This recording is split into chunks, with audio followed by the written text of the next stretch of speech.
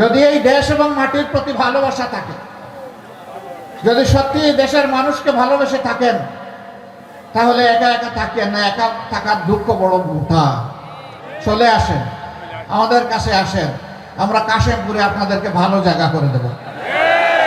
তাইলে আমাদের এত এত সন্তান এই জন্যই জীবন দিয়েছে যে তাদের রক্তের উপর দিয়ে এখানে চাঁদাবাজি হবে, তাদের রক্তের উপর দিয়ে এখানে দখল বাণিজ্য চলবে, তাদের রক্তের উপর দিয়ে এখানে ঘুষ বাগ বাটোয়ারা চলবে, এইখানে নিরীহ মানুষকে মামলা দিয়ে মামলা বাণিজ্য চলবে।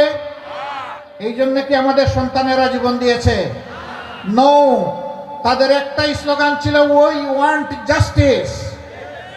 আমরা ন্যায় বিচার চাই, আমরা দুর্নীতি চাই না, আমরা বৈষম্যহীন বাংলাদেশ চাই। সেই বাংলাদেশ এখনো কায়েম হয় না বলেই আমাদের সেই বুকের সন্তান বীর যোদ্ধারা আবার স্লোগান তুলেছে, আবু সাইদ মুক্ত, শেষ হয়নি যুদ্ধ।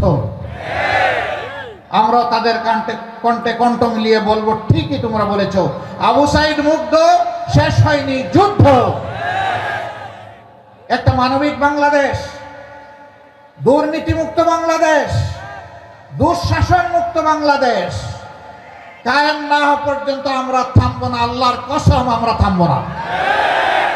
মিডিয়া এখন থেকে কালোকে কালো বলবে, সাদাকে সাদা বলবে, চোখে চোখ রেখে খবর পরিবেশন করবে। কিন্তু এখনো বাংলাদেশের বিভিন্ন জায়গা থেকে আসে, কোনো চাঁদাবাজের বিরুদ্ধে যখন কোনো সাংবাদিক বন্ধু সত্য খবর তুলে ধরেন, তখন তাকে হত্যার হুমকি দেওয়া হয়, তাকে দেখে নেওয়ার হুমকি দেওয়া হয়। মাঝে মাঝে সেই অডিও ভিডিওগুলো সামাজিক মিডিয়ায় চলেও আসে। আমরা সবাইকে বলি, আরেকবার যুদ্ধের জন্য প্রস্তুত হন। গাছ, খারাপ ফলের গাছ কাটা পড়েছে, কিন্তু আগাছা রয়ে গেছে, এগুলাকে পরিষ্কার করা হবে ইনশাআল্লাহ।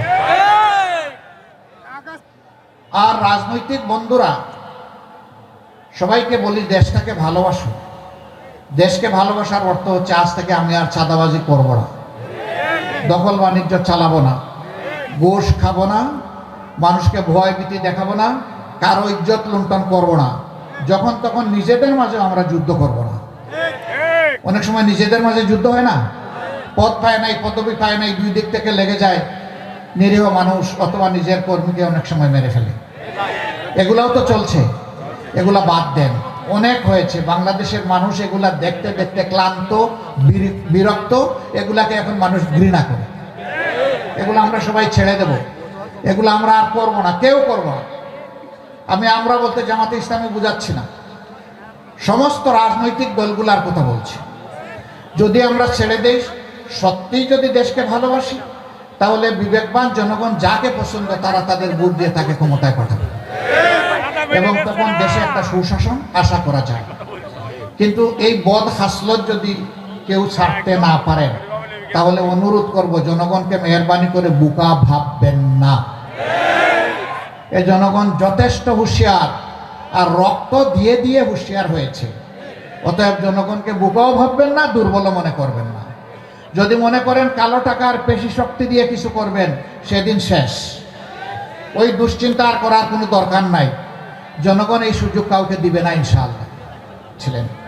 অতএব সমাজে শান্তি যখন আসবে, নিরাপত্তা যখন কায়েম হবে, যখন সমাজের হাতগুলা উন্নয়নের হাতে পরিণত হবে, তখন এখানে আর কোনো ধর্ম এবং দলের বিবেচনা থাকবে না। যোগ্য মানুষ যোগ্য জায়গায় চলে যাবে ইনশাআল্লাহ। সেই বাংলাদেশ গড়তে আমরা বদ্ধপরিকর, আমরা অঙ্গীকারবদ্ধ, আল্লাহর কাছে, জনগণের কাছে।